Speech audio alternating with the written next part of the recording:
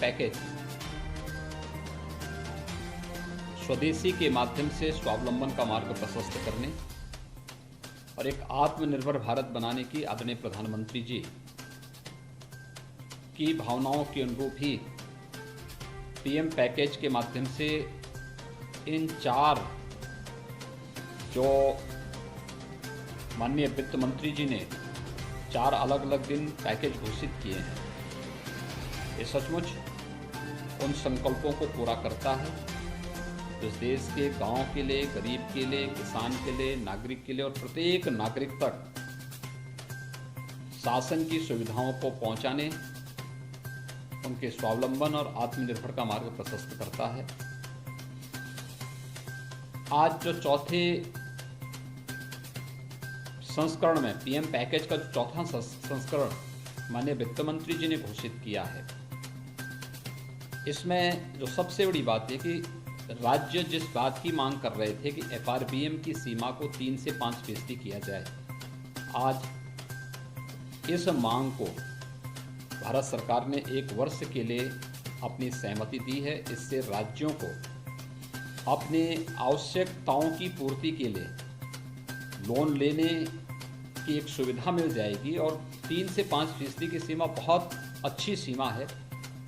मुझे विश्वास है कि सभी राज्य, कमोबेश सभी राज्य इसकी मांग करते रहे थे। मैं इसके लिए आदरणीय प्रधानमंत्री जी का हृदय से आभार व्यक्त करता हूं और माननीय वित्त मंत्री जी को धन्यवाद देता हूं इस घोषणा के लिए। आज के उसमें कुछ सेक्टर पर विशेष फोकस किया है माननीय वित्त मंत्री जी ने, खासतौर पर रोजगार को लेकर के, इसमें गरीब कल्याण को लेकर के, स्वास्थ्य को लेकर के और शिक्षा को लेकर के। अगर हम रोजगार की बात देखेंगे तो बहुत बड़ा कार्य इस पर पहले ही पैकेज के हर एक चरण में देखने को मिला है। एमएसएमई सेक्टर के लिए जो घोषणा पहले दिन हुई थी और जिस प्रकार से पूरे देश के अंदर उसका स्वागत हुआ, ये हमारा बैकबोन है। जैसे लोकल को ग्लोबल बनाने की आदरणीय प्रधानमंत्री जी ने बात कही है, तो ये उसका आधार है। और एमएसएमई सेक्टर को अगर आप देखेंगे तो इसमें जो सबसे बड़ी बात है, इंसॉल्वेंसी के नियमों में ढील दी गई है 1 लाख से 1 करोड़ तक।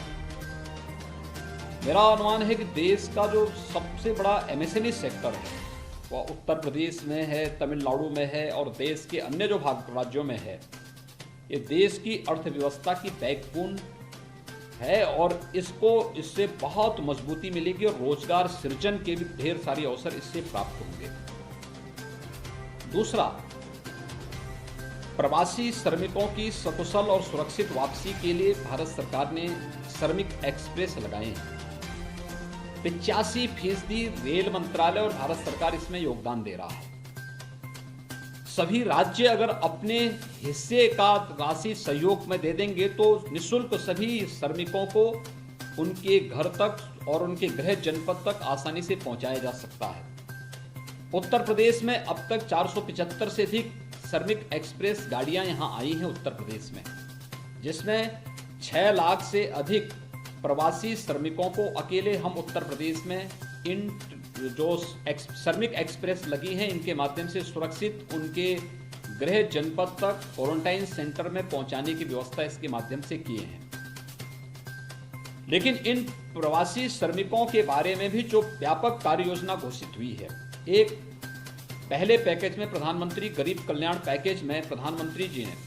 1,70,000 करोड़ रुपए की जो घोषणा की थी, इसमें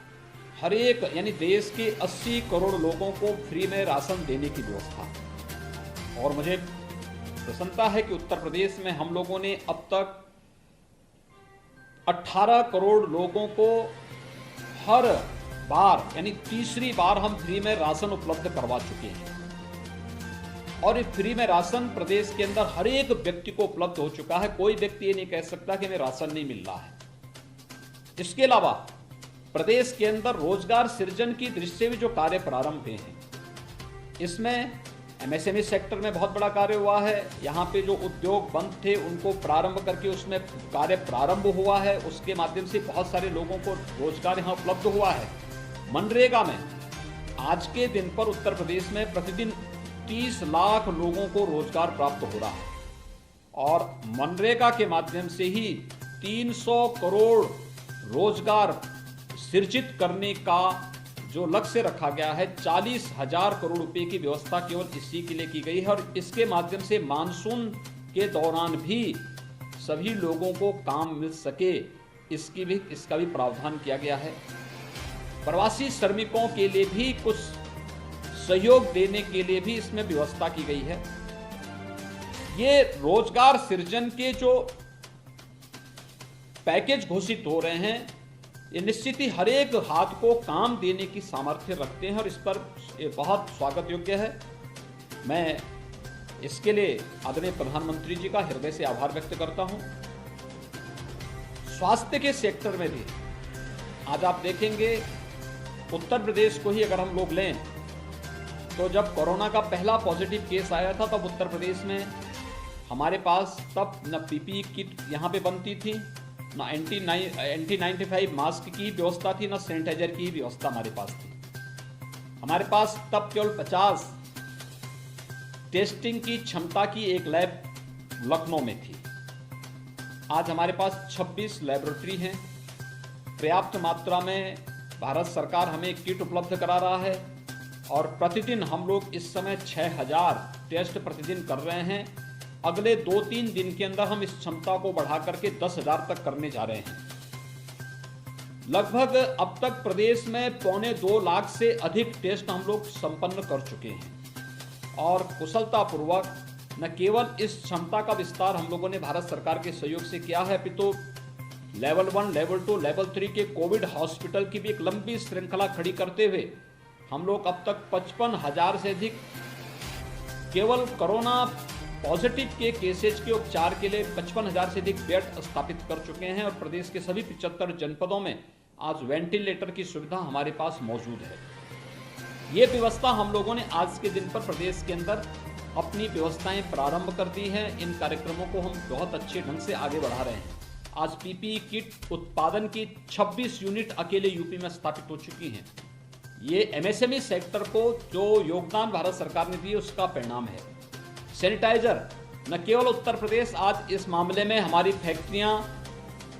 डिस्टिलरीज इसमें पर्याप्त मात्रा में सैनिटाइजर उपलब्ध करा रही हैं, बल्कि हमने 28 राज्यों को भी सैनिटाइजर यहां से भेजा है और उन 28 राज्यों में पर्याप्त मात्रा में सैनिटाइजर आज के दिन पे उपलब्ध हुआ है। तो स्वाभाविक रूप से